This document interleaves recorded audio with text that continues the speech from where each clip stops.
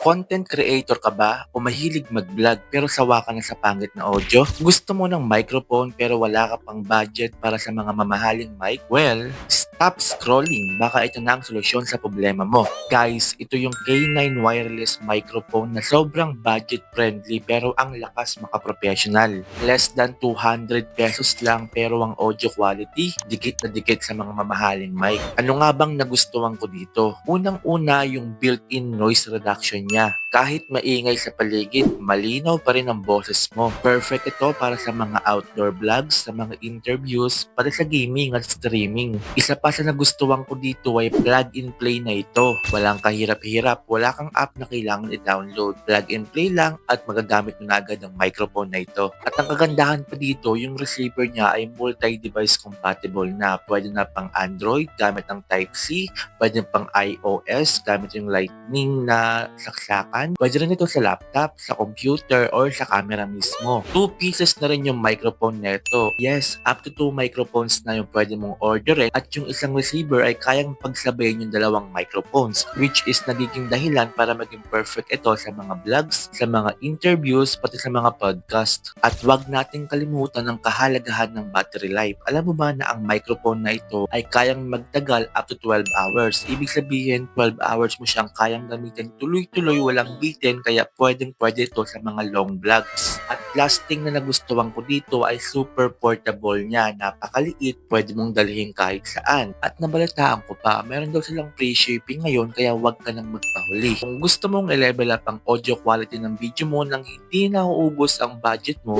check the Yellow Basket now.